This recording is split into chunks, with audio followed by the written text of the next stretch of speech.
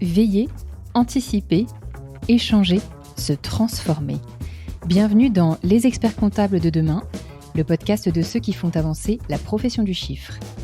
Je suis Marine et ce podcast vous est proposé par le CEG, un cercle de prospective sur l'avenir de la profession comptable.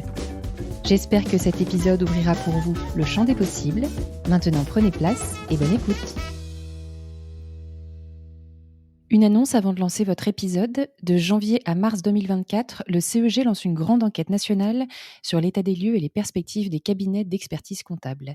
Il donnera lieu à un baromètre annuel du CEG dont les résultats seront dévoilés au moment du Congrès de l'Ordre en octobre à Marseille. Alors si vous travaillez en cabinet et que vous avez quelque chose à nous dire sur cette profession et son évolution, répondez à notre enquête. Je vous glisse le lien en description. Merci et très bonne écoute. Bienvenue dans ce nouvel épisode consacré à la préparation du DEC, du diplôme d'expertise comptable.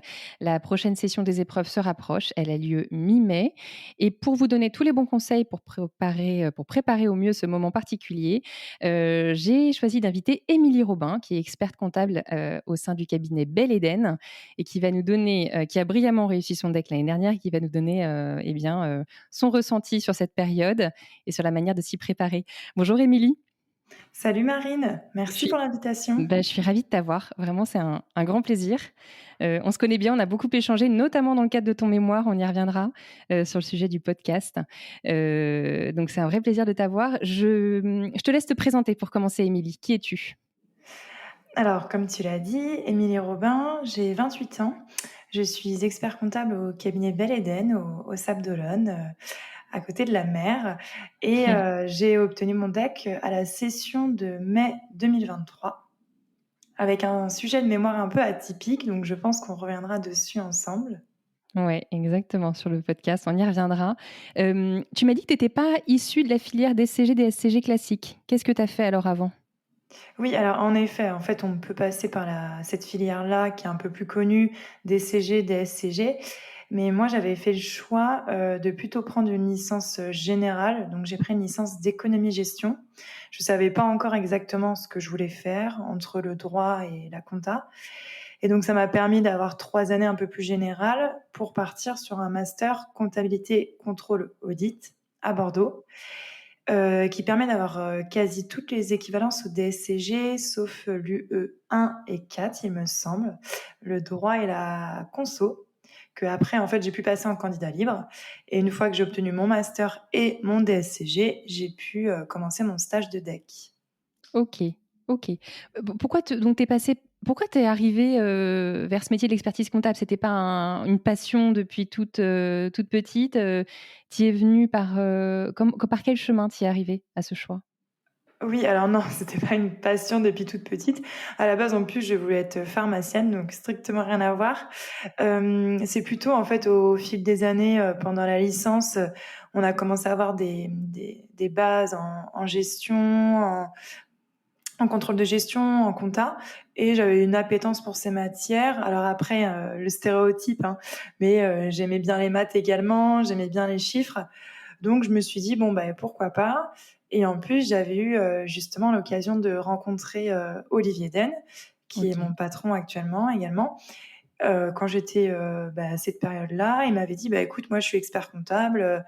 Si jamais ça te tente, tu peux venir faire un stage chez nous. Et voilà, bah, par curiosité et puis par appétence des chiffres, je me suis dit, allez, je tente. Et Ok. puis finalement, je regrette pas, hein. Tu y es resté, tu y es bien, on a l'impression. Donc, tu as fait ton stage de DSCG chez Belle Eden. Tu as enchaîné ensuite avec ton stage de mémoire pendant 3 ans. Comment ça s'est passé ce parcours ? Parce qu'on dit que c'est un parcours quand même de longue haleine. Tu es marathonienne, je crois. C'est ce que tu me racontais quand on préparait cet entretien. La chose qui m'a fait sourire, c'est quand même que tu as validé ton DEC au même temps que tu préparais le marathon de La Rochelle et que tu as fait un super score. Je pense qu'il y a une analogie assez facile à faire entre les deux sur le fait qu'il faut tenir dans la durée. Comment ça s'est passé ces 3 années de stage ? Comment tu les as vécues voilà, globalement ?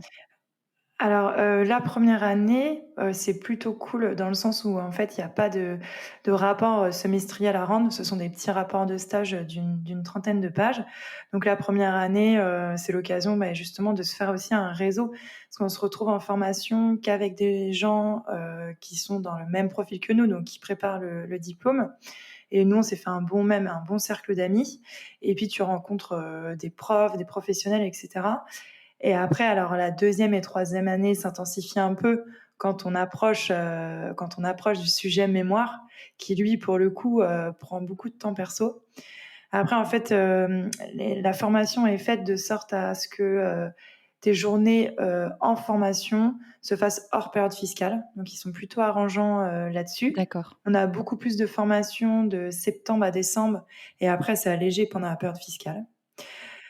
Donc après, il faut s'organiser, oui, au sein du cabinet parce que forcément, ça te fait des jours d'absence, au cabinet. À côté, tu gardes ton portefeuille et ton statut de collaborateur.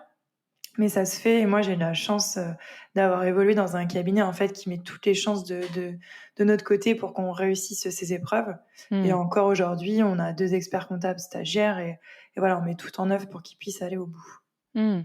Et donc pendant tes formations, tu te retrouvais avec, tes camarades, à parler de comment se passaient vos stages. Tu m'as dit un truc qui m'a amusé. Tu m'as dit: «C'est un peu le CEG des experts comptables mémorialistes». Tout le monde s'échange un peu les tips de comment ça se passe, dans son cabinet, comment, le rythme, les outils, les relations avec les collègues et cetera. C'était amusant Ouais. cette Bah comparaison. oui, c'est exactement ça parce qu'en fait, alors souvent en plus on est à peu près dans les mêmes âges et on vient de cabinets différents, de tailles différentes surtout. Mmh. Donc on a beaucoup échangé alors, et comme tu disais, hein, sur les outils. Alors, toi, tu es sur quel logiciel?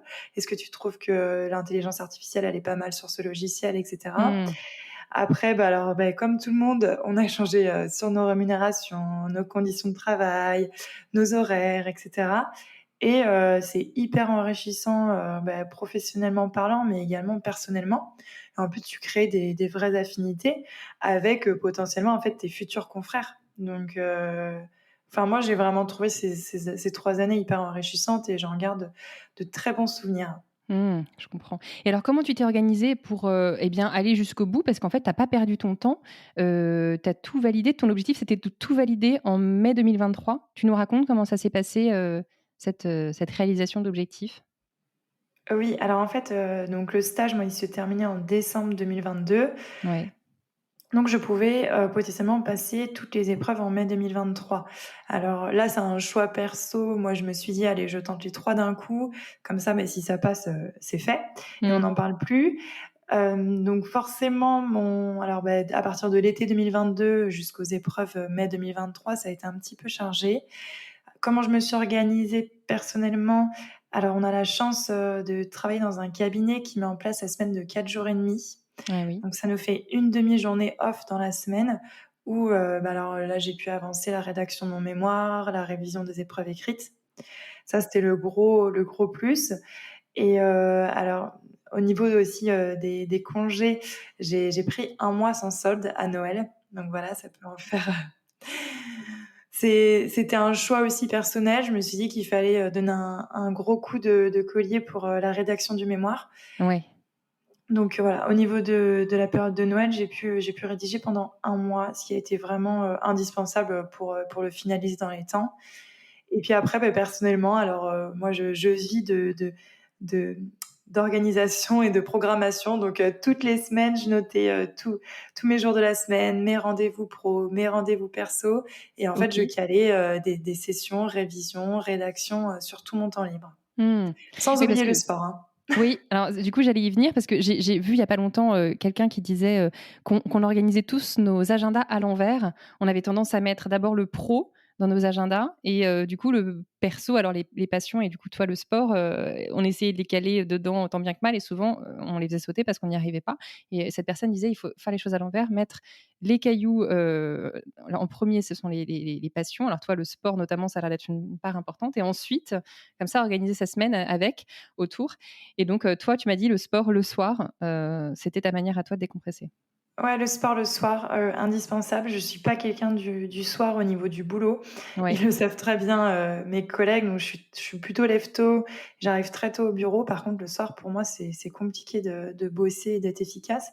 OK. Donc je privilégiais le soir pour faire le sport et après le week-end, en fait, je me gardais soit une journée entière ou 2 matinées, pour bosser le mémoire, pour bosser les épreuves et le reste du temps, je continuais à avoir une vie sportive, une vie sociale et en fait, c'est indispensable et tu l'as dit tout à l'heure, ça t'a fait sourire pour le marathon mais au final, si j'avais pas eu ce marathon a également contribué, en fait, à la réussite, des épreuves. Parce que c'était mon moment à moi où je me vidais la tête, je prenais du recul sur ce que j'avais fait le matin et vraiment, enfin, je le conseille, de conserver sa vie à côté aussi.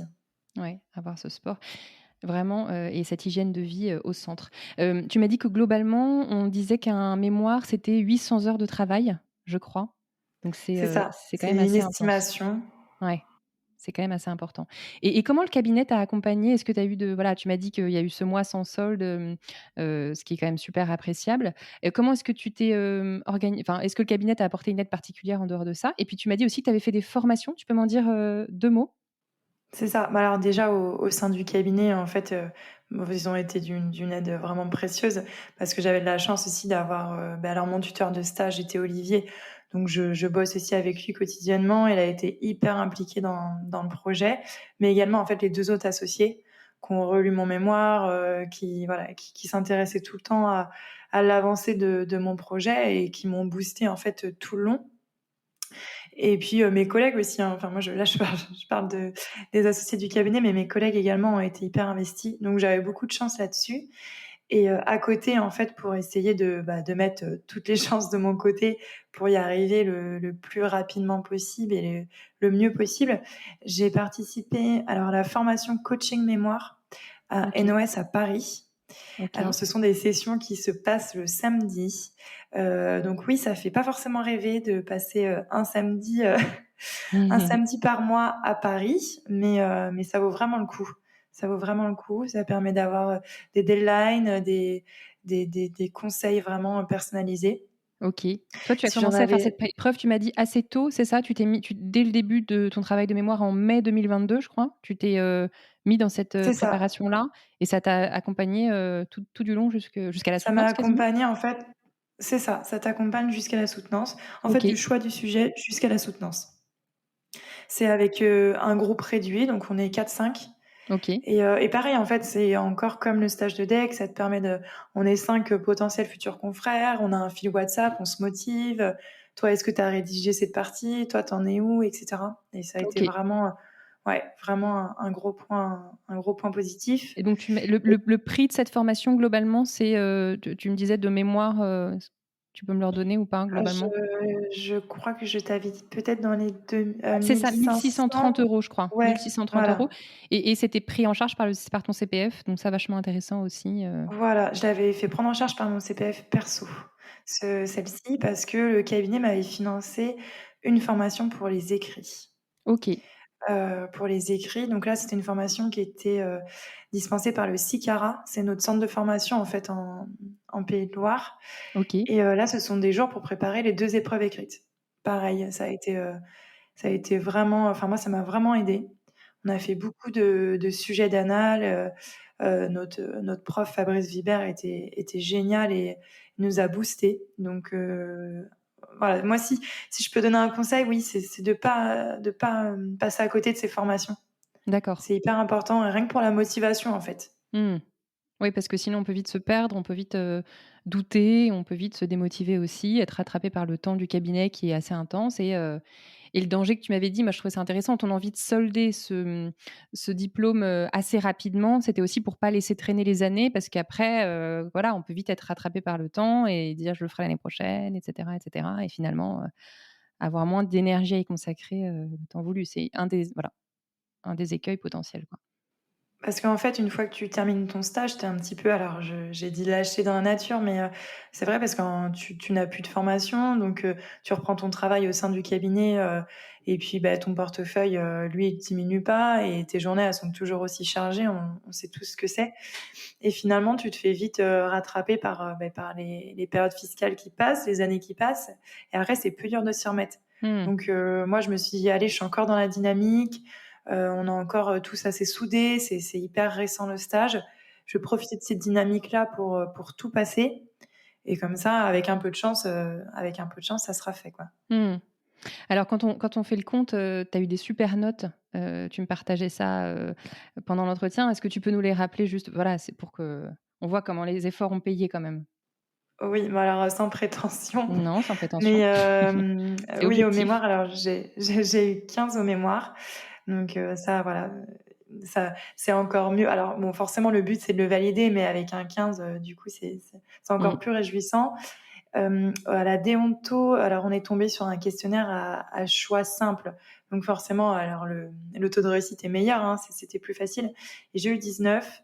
Bon Mmh. après j'avais bien bachoté aussi ma déonto et puis en révision, j'ai eu 12,5 il me semble. OK. Voilà, donc ça passe, et puis surtout, gros soulagement pour le mémoire en fait qui est souvent l'épreuve la plus stressante, hein. C'est ça. Alors on va y revenir. Tu as eu 15, c'est une super note et aussi parce que tu avais fait un choix de sujet qui était, assez audacieux. Est-ce que tu peux nous en parler de ce choix et voilà, nous raconter un peu l'histoire de ce mémoire? Oui, alors justement, il est en lien avec ce qu'on est en train d'enregistrer. J'ai écrit un mémoire sur, la mise en place, en fait, d'un podcast dans un cabinet d'expertise comptable et dans l'objectif de développer la notoriété, d'un cabinet. Alors, en effet, c'était un choix audacieux, Alors je rappelle ce juste choix parce que Belle Éden, vous avez lancé votre podcast, «Tu vu avec ton comptable», qui est un super podcast où vous interviewez, des clients du cabinet, si je m'abuse au démarrage, mais vous pas vous êtes ouais, ouvert à voilà, d'autres pas ouais, d'autres, que, ouais, personnes? des entrepreneurs. Ouais, Des exactement. entrepreneurs et en fait, l'objectif de notre podcast, donc tu as vu avec ton comptable, c'était de mettre en avant la relation expert comptable, entrepreneur et vraiment, en fait, le rôle de l'expert comptable dans cette aventure entrepreneuriale Mmh. et qu'est-ce qu'un expert comptable peut apporter. Et dans chaque épisode, on revient sur, des petites thématiques clés, par exemple, bah, le choix de mon statut juridique, est-ce que j'exerce en franchise ou pas, et cetera. Et en fait, on a monté ce podcast en même temps que je cherchais un sujet de mémoire. Donc on s'est dit: «Mais pourquoi pas allier les 2 et en faire également, voilà, mon sujet de mémoire?» Mmh. Donc le podcast a évolué en même temps que mon mémoire. Mon mémoire a apporté au podcast et inversement, le podcast a apporté à mon mémoire Mmh mh. et donc j'ai pris «le risque» entre guillemets de présenter un tel sujet un peu atypique qui finalement est passé et plutôt bien passé. Et maintenant, voilà, on en est hyper satisfait. Le podcast continue sa route C'est et génial. le chèque est dans la poche. Ah, c'est excellent et oui, donc quand tu as en plus déposé ta notice de mémoire, quand tu as été accompagnée dans le choix du sujet par cette formation notamment, on t'a quand même rassuré, les personnes qui étaient autour de toi t'ont encouragé à aller dans ce sens-là, c'était un bon sujet ou je te vois Alors, hocher de la ouais, je te mais vois pas hocher de la tête. forcément, oui, pas forcément. Alors forcément, Olivier, mon tuteur, à ce moment-là, il disait que oui, c'était super, mais il faisait partie de l'aventure aussi. Ouais, Et voilà, il est actif dans ce podcast, comme Pauline qui bosse avec nous, c'est pareil, elle bossait avec nous sur ce podcast. Donc nous, on n'était pas très objectifs. OK. Mais voilà, forcément, c'était un sujet un peu, osé, comme tu l'as dit. La personne qui m'accompagnait chez NOS, lui, en était vraiment pas fan du tout. D'accord. Ce qui, finalement, je pense, m'a aidée parce qu'il m'a préparée au pire et à chaque coaching, en fait, il me titillait, il voulait voir la pertinence de mon sujet, à quoi ça va servir et je pense que je me suis tellement attendue au pire que finalement, le jour de l'oral, ça a été. On y reviendra, mais tu m'as aussi dit que, Olivier et Pauline t'avaient fait une soutenance fictive, où ils s'étaient fait passer pour un jury, affreux, Atroce.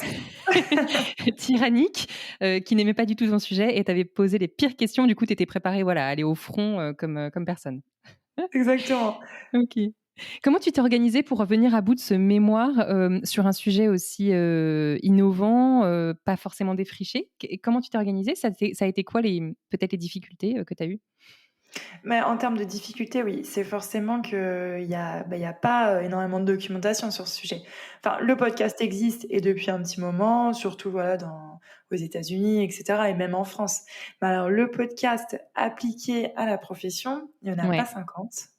Mais après, ce qui m'a vachement aidée quand même, c'est d'avoir, tissé des liens, si je peux me permettre, avec, les auteurs et les acteurs, en fait, de la profession dans le monde du podcast. Donc Florian Dufour, Cyril de Grillard, même vous au CEG, Marine, on avait eu l'occasion d'échanger, là-dessus et donc tout le monde a été assez transparent avec moi, j'ai pu, avancer et rédiger aussi en ayant, leur retour perso. Même, tu vois, en nombre d'écoutes et cetera, ça aurait pu être des données un peu, cachées, mais en fait non. Mmh. Les experts comptables et les gens de la profession ont été assez indulgents là-dessus. OK. Et après, alors c'était surtout, je te l'ai dit également, donc voilà, la documentation et également, en fait, le retour, du podcast sur la notoriété des cabinets. Ouais. C'était aussi un peu compliqué à évaluer dans le sens où c'était, assez novateur et même, le jour où je l'ai présenté, on avait un an et demi de recul, mais pas plus. Mmh. Bon, ce que je vois aujourd'hui, c'est qu'il y en a qui se créent de plus en plus, quand C'est même. vrai. Ouais. Le jour de ma soutenance, il y avait Compta Online qui venait de créer le sien D'accord. et d'ailleurs, j'en ai même parlé à ma soutenance. Voilà, quand on m'a parlé de l'avenir du podcast, je leur ai dit que Compta Online, quand même, était, assez connu, dans la place et que si, voilà, s'ils lançaient aussi le leur, c'est bien qu'il y avait un peu d'avenir. C'est clair. Donc moi j'y crois en tout cas et puis vous aussi j'imagine au CEG et Ouais, oui, franchement ce carrément. sont des superbes supports de communication. Ouais, ça, c'est hyper vrai et tu me disais qu'il y avait aussi donc au sein du cabinet, des clients qui étaient venus chez vous grâce à ça, des collaborateurs qui étaient venus, toquer aussi aux portes du cabinet grâce au podcast donc dans les faits, vous l'avez constaté ce fruit du podcast? On s'est fait connaître grâce à ce podcast et c'est vrai que ça a un peu, cassé les codes, hein, pour un cabinet d'expertise comptable Mmh. et on a essayé d'avoir, une image, un logo assez fun, assez sympa, un jingle, voilà en fait qui démystifie, l'image de la profession. Mmh. Vraiment, c'était notre Génial. objectif. Et alors comment ça s'est passé la soutenance le jour J? Ça a pas été l'enfer que t'avais préparé, Olivier et Pauline? Comment ça s'est passé? Raconte-nous. Ça pouvait pas être pire que ce que m'avaient préparé Olivier et Pauline. Oui, voilà, si pour rapidement revenir dessus, un conseil, hein, si les experts comptables mémorialistes, peuvent aussi, faire ce genre d'exercice. Moi, voilà, Olivier et Pauline du cabinet m'avaient fait passer la pire soutenance, inimaginable, au sein du cabinet où ils jouaient tous les 2 un rôle, d'experts comptables, «ancienne école» entre guillemets, limite encore avec le papier, qui n'écoutent pas du tout, de podcast et qui ont horreur de ça. Donc OK. voilà, pendant 1 heure, on a eu un échange assez houleux qui m'a bien, heu, qui m'a bien préparée au pire pour le jour J. Tu Et étais le jour chauffée à J, blanc. du coup, mon jury était bienveillant et hyper curieux, en fait, sur mon D'accord. sujet. Tu t'étais C'était pas quelque renseignée chose sur, qui ouais, tu t'étais renseignée sur les membres de ton sur jury? eux.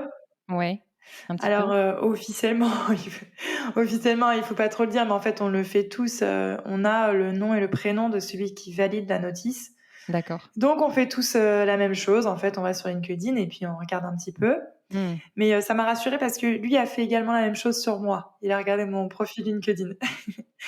Et en fait, voilà, le jury était très bienveillant, très curieux parce que c'était pas quelque chose qu'ils maîtrisaient. Donc, ils étaient voilà, ils me posaient des questions. Ils avaient en plus écouté, notre podcast, donc ça m'a rassurée. Ouais. Et puis à la fin, j'ai également pris un autre petit risque, mais qui pouvait payer.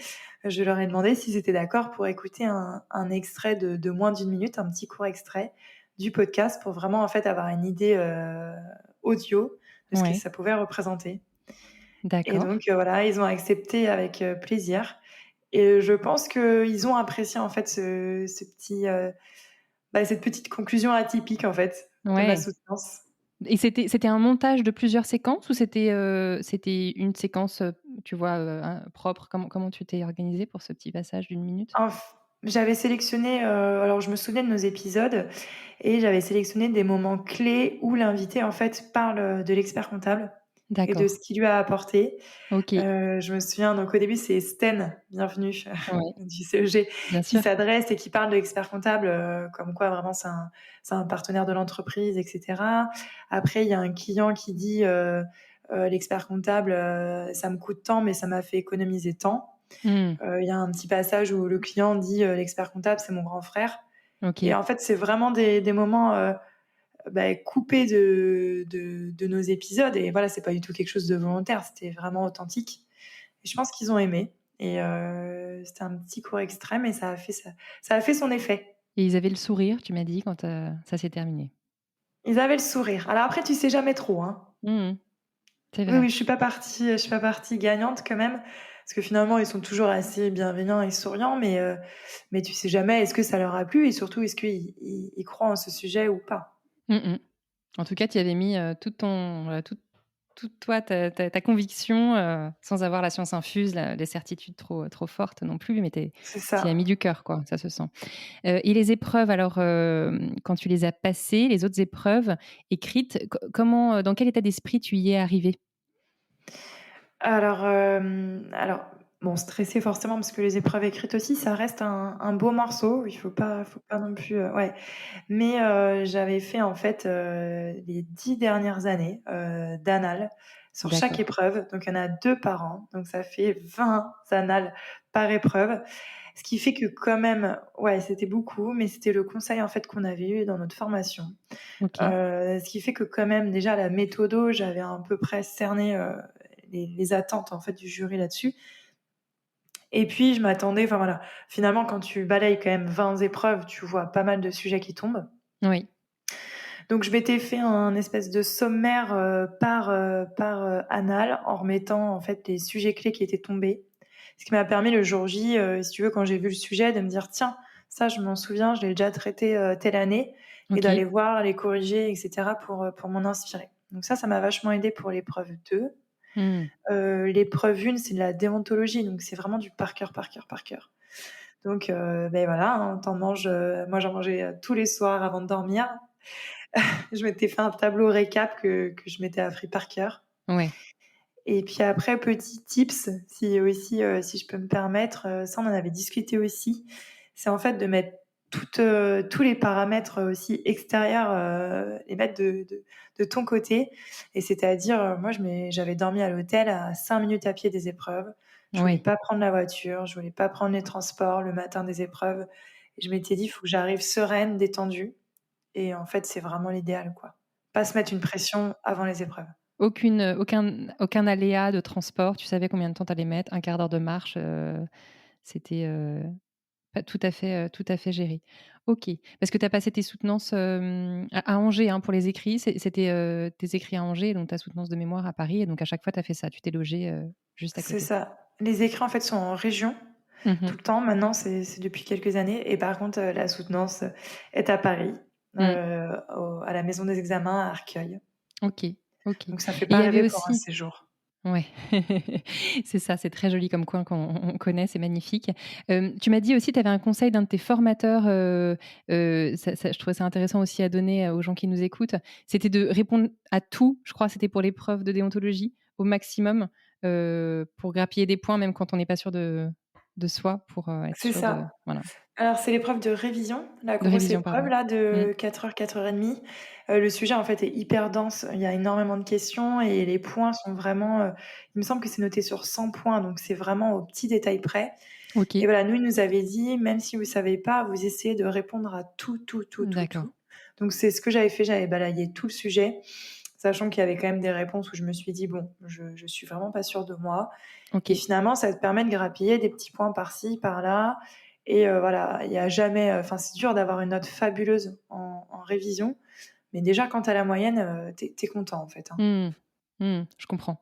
Ouais, ouais. Si on devait faire le bilan avec du recul, c'est quoi les ressources vraiment clés, sur lesquelles tu t'es appuyée et que tu conseilles vraiment, aux éditeurs voilà, d'investir, pour réussir ce deck?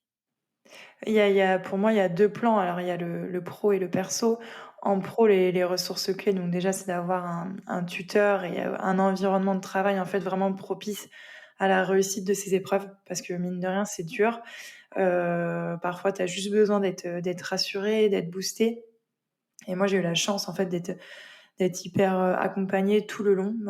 Ils ont relu mon mémoire, ils se sont, voilà, ils m'ont permis de faire des formations, ils se sont adaptés, et ils ont été hyper bienveillants sur ce point-là, et même au niveau des collègues, en fait. Mmh. Et après, sur le point perso, parce qu'il faut pas le mettre de côté, hein, c'est quand même aussi beaucoup de notre temps.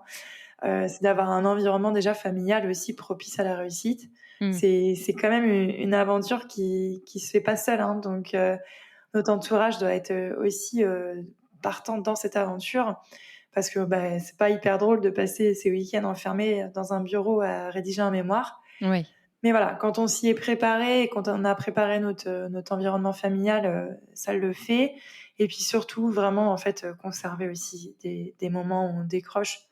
Donc moi, je parle de sport, mais ça peut être la musique, ça peut être aussi, enfin moi, il y avait aussi les amis, et c'est indispensable. Ouais, Et en hyper plus, important. ça te permet, ouais, de prendre du recul. Surtout quand tu rédiges ton mémoire, des fois, d'en sortir un peu, ça te permet de te rendre compte que voilà, tu vas pas forcément dans le bon sens sur ce chapitre-là, et c'est ouais, enfin, je le conseille, c'est indispensable.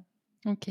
Et quand on regarde la manière dont évolue la profession, est-ce que toi tu as, constaté un écart entre, les épreuves théoriques, du diplôme et la réalité sur le terrain que tu pratiquais, dans ton métier au quotidien? Est-ce que tu sentais qu'il y avait une petite, un petit écart? Oui, bah, un petit peu dans le sens où ce qui est dommage, en fait, à la formation expert comptable mémorialiste, c'est qu'à aucun moment, tu traites des sujets comme, le management, les ressources humaines, la Mmh. communication. On en fait, mais vraiment très, très peu. Il me semble qu'on a eu juste, une journée de formation, OK. et finalement, voilà, tu te rends compte que, quand tu es au cabinet, il y a beaucoup de RH, il y a beaucoup de management, il y a aussi de la communication, et ça, en fait, tu l'apprends nulle part, et je trouve ça dommage parce que c'est quand même enfin, la formation est plus axée, technique, beaucoup d'audits, beaucoup d'audits, donc pour ceux qui n'en font pas, c'est vrai que c'est un peu compliqué, mais il manque de ces aspects, en fait, vraiment de chef d'entreprise. Au-delà d'être expert comptable, et également, en fait, le rôle d'un chef d'entreprise. Voilà. De manager, gérer ses équipes, fidéliser ses collabs, Mmh. Je comprends. Et pour toi, c'est quoi les attentes de la nouvelle génération qui arrive, sur le marché du travail, vis-à-vis de cette profession? Comment tu la vois, ces attentes? bah, Comment tu les jus vois? mmh, ouais, justement, je pense que qu'on se dirige vers ce métier, en fait, de chef d'entreprise. Donc on reste technicien, hein, ça reste quand même, 8 ans d'études. Mais à côté de ça, en fait, on a aussi tout un business à développer, enfin, je vois même la communication aujourd'hui, c'est indispensable, hein, dans les cabinets. Et voilà, ce métier va, à évoluer vers un métier de chef d'entreprise, mais également, en fait, de partenaire d'entreprise pour nos clients, où la technicité sera toujours là parce qu'on en a besoin, mais l'humain sera mis en avant, avant tout, parce que la technicité, dans le court moyen terme, hein, Mmh. on aura l'intelligence artificielle pour nous aider, qui nous apportera des réponses sur des points précis. Mais l'humain, la proximité, ça se remplacera pas, hein. Mmh. Je comprends, je comprends.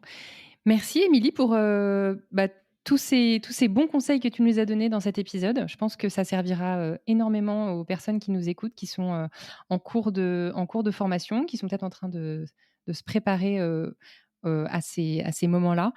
Donc merci énormément pour le temps que tu m'as consacré et cet épisode. J'ai adoré le passer, le réaliser avec toi. Merci à toi, Marine, et puis à bientôt. Bah oui, à bientôt. Ciao Émilie. Salut. Salut. Merci pour votre écoute. Si cet épisode vous a plu, n'hésitez pas à le partager autour de vous. Pensez à vous abonner sur les plateformes d'écoute pour découvrir de nouveaux contenus exclusifs. Et pour en savoir plus sur le CEG, rendez-vous sur expertengestion.fr. Le lien est dans la description. À bientôt!